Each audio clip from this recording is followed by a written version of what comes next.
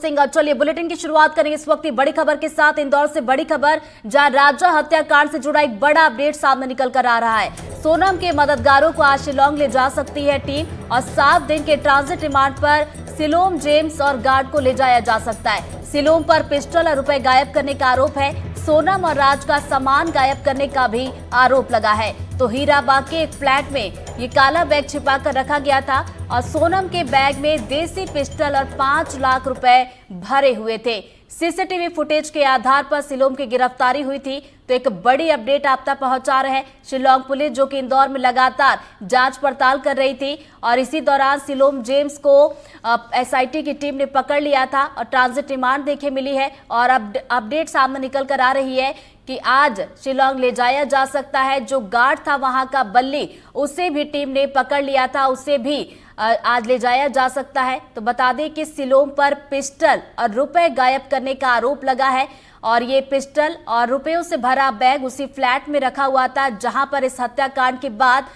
सोनम रुकी हुई थी। और बताया जा रहा है कि सोनम और राज का सामान गायब करने का आरोप लगा है। तो हीराबाग के एक फ्लैट में इस सामान को छुपाकर रखा गया था। शिलांग पुलिस के द्वारा इंदौर पुलिस कमिश्नरेट के सीनियर ऑफिसर से संपर्क किया गया तो एसआईटी यहाँ पर आई है जो राजा रामपंथी हत्याकांड में, और जो एसआईटी के साथ एक असिस्ट करने के लिए इन्वेस्टिगेशन में एक टीम को लगाया गया था, क्राइम ब्रांच की एक टीम को।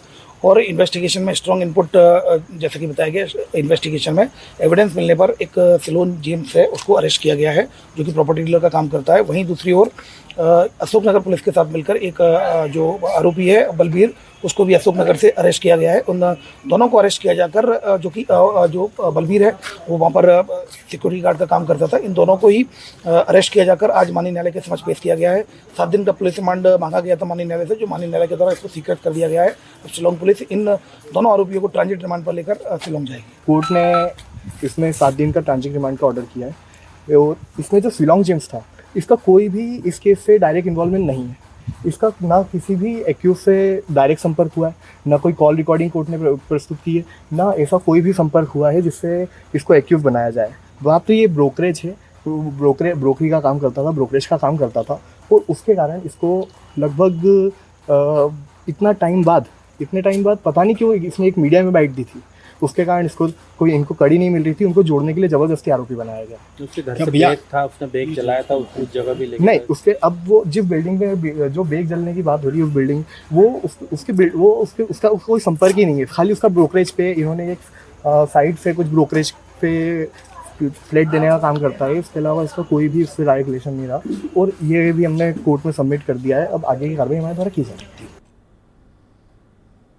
और चलिए ज्यादा जानकारी लेंगे, सहयोगी तनु हमारे साथ जुड़े, सीधा हम रुख करेंगे। तनु, देखिए इस पूरे मामले में सवालों की बड़ी लंबी लिस्ट है जिसके धीरे धीरे जवाब मिल रहे हैं। अब चूंकि सिलोम और बल्ली दोनों को एसआईटी की टीम ने पकड़ा है, आज ट्रांजिट रिमांड पर भी ले जा सकती है। अब इसमें राज भी खुलेंगे कि आखिर फ्लैट में जो बैग रखा था उसे क्यों गायब किया गया और किसके कहने पर गायब किया गया।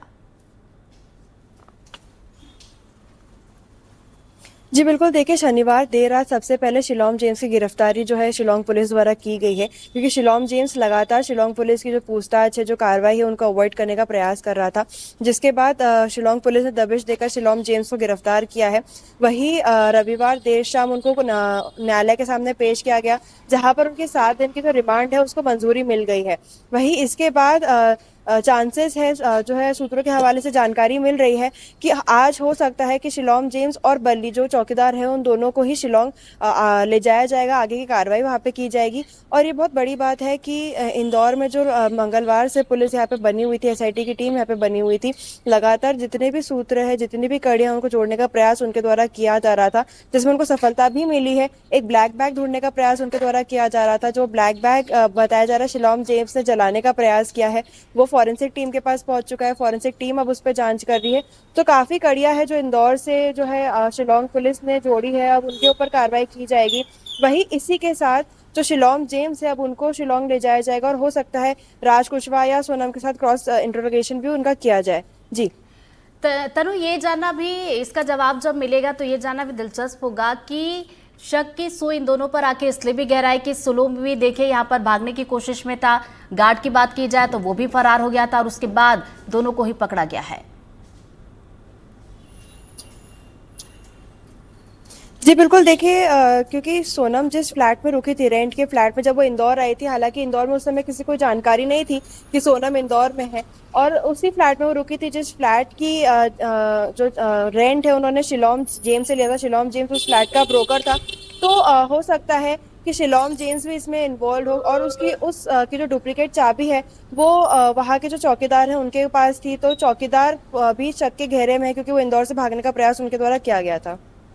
चलिए तनुश्री, आप बने रहिए हमारे साथ, दोबारा आपके पास लौटेंगे। तो देखिए, बड़ी जानकारी इस पूरे मामले में सामने निकल कर आ रही है, जहां पर सिलोम और जो गार्ड बल्ली है, दोनों की ट्रांजिट रिमांड ली गई है और आज शिलोंग इन्हें ले जाया जा सकता है। और चलिए बढ़ते आगे, इंदौर से एक और बड़ी खबर। नीट यूजी बिजली गुल मामले में आज सुनवाई है। हाईकोर्ट में नीट यूजी बिजली गुल मामले पर सुनवाई है और 4 मई को नीट यूजी के कई सेंटरों पर बिजली गुल हुई थी।